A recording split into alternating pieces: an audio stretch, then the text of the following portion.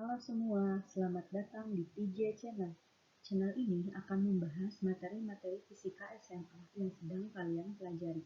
Selamat belajar! Pada video sebelumnya, kita telah membahas mengenai konsep-konsep yang ada pada materi fluida dinamis. Pada video kali ini, kita akan membahas penerapan konsep-konsep pada materi fluida dinamis dalam kehidupan sehari-hari.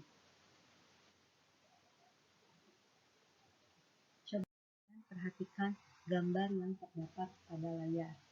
Kira-kira, adakah konsep fluida dinamis pada sebuah pesawat yang sedang terbang? Jawabannya adalah ada. Gaya angkat pesawat. Gaya angkat pada sayap-sayap pesawat.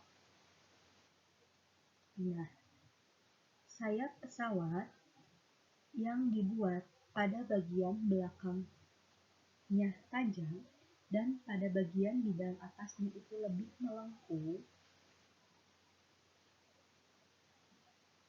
Nah, itu akan memberikan, dengan bentuk seperti itu akan memberikan kecepatan udara pada bagian sayap yang atas itu lebih besar daripada kecepatan udara di bagian sayap yang bawah. Nah, dengan demikian, tekanan yang ada pada bagian atas sayap pesawat itu lebih kecil daripada tekanan pada bagian sayap yang bawah. Ya, tekanan yang atas lebih kecil daripada tekanan yang bawah. Sehingga pesawat dapat terangkat ke atas. Seperti itu. Dan ada yang tahu ini alat apa? Ya, jawabannya adalah alat penyemprot nyamuk. Nah, ternyata pada alat penyemprot nyamuk itu menggunakan konsep hukum Bernoulli untuk mengeluarkan cairan pembasmi nyamuk yang ada pada bundelan warna oranye. Nah, kira-kira bagaimana sih cara kerjanya? Oke. Nah, mekanisme alat penyemprot nyamuk itu, nah, ketika penghisap P pada penyemprot ditekan sehingga kecepatan udara yang melalui penampang A akan besar, sehingga tekanannya akan rendah. Kalau kecepatannya besar berarti tekanannya rendah. Nah, kecepatan udara yang melewati A akan besar. Yang tadi kita semprot-semprot tuh, tekan-tekan, semprot-semprot. Nah, tekanannya akan rendah. Dengan demikian, cairan pada tabung B yang memiliki tekanan lebih tinggi akan naik. Ini semua berdasarkan persamaan Bernoulli.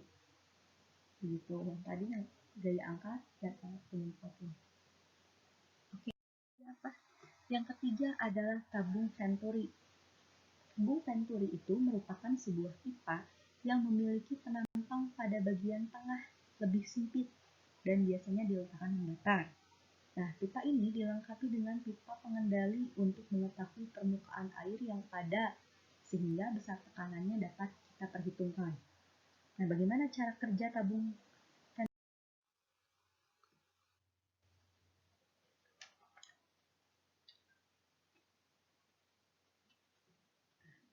fluida yang mengalir melalui penampang satu? Melalui penampang ini, fluidanya mengalir ke penampang yang kecil ini. Nah, kita lihat bahwa antara penampang 1 dan penampang 2 ini ada pipa yang menghubungkan. Ini. Nah, si pipa ini diisi oleh raksa. Karena adanya aliran fluida dari penampang 1 ke penampang 2, ini akan terjadi perbedaan tekanan. Perbedaan tekanan ini yang akan membuat perbedaan ketinggian air raksa yang ada pada pipa ini. Sehingga Dengan melihat perbedaan ketinggian air raksa, kita dapat mengetahui berapa kecepatan aliran fluida yang melalui kedua penantang ini. Nah, untuk mencari tahu berapa nilainya, kalian bisa menggunakan persamaan Pi1. Berarti apa ya? Pi1 sama dengan akar dari 2 dikali rho R. R itu berarti raksa, rho dikurangi rho, ini rho fluida, fluidanya apa nanti air kah atau apa, dikali dengan G dikali H, dibagi dengan rho fluidanya, dikali dengan luas penantang 1 kuadrat dibagi luas penantang kedua dikuadratkan dikurangi dengan 1.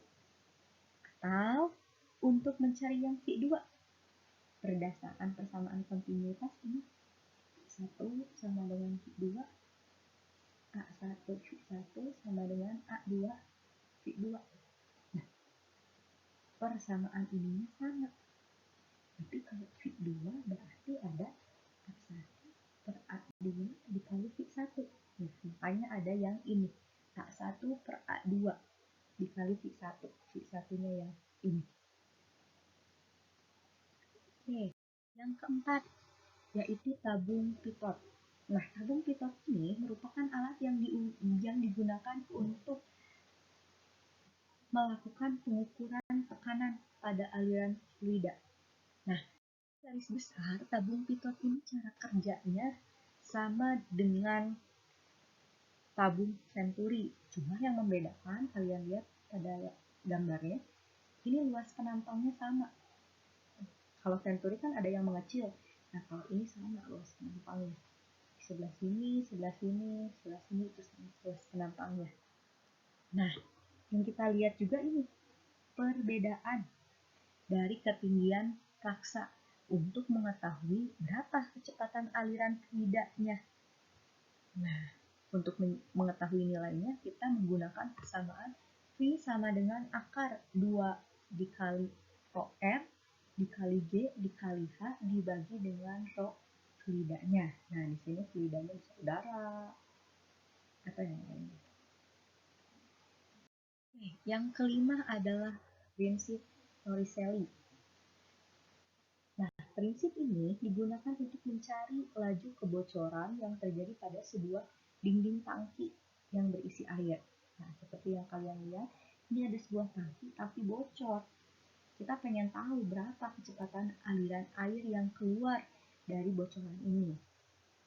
Nah, menggunakan persamaan hukum Bernoulli yang panjang itu, kita dapat memperoleh kecepatan air yang keluar, yaitu adalah akar 2 dikali G dikali dengan H.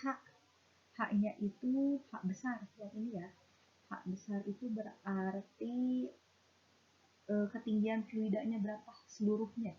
Dikurangi dengan berarti ini jarak antara lubang dengan dasarnya.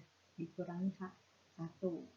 Nah, sekarang gimana cara buat mencari X-nya, jarak pancar airnya berapa? Nah, untuk menentukan tempat jatuhnya air diukur dari dinding tangki.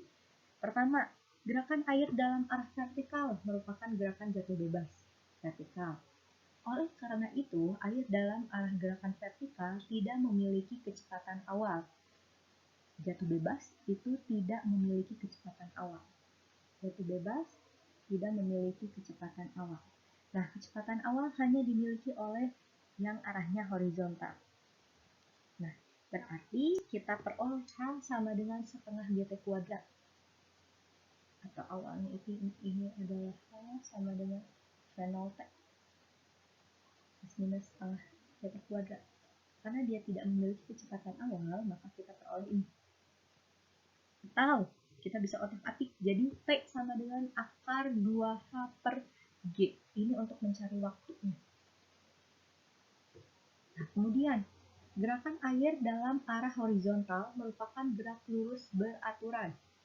Oleh karena itu, air dalam arah gerak horizontal tidak memiliki percepatan Kalau geraknya lurus beraturan, maka dia tidak memiliki percepatan. Nah, dari resultan kedua jenis gerakan tersebut akan membentuk lintasan parabola, sehingga kita akan memperoleh persamaan untuk mencari X, yaitu adalah akar dari 2 dikali H besar dikurangi H1 dikali dengan H1. Oke, sekian video kali ini. Semoga bermanfaat.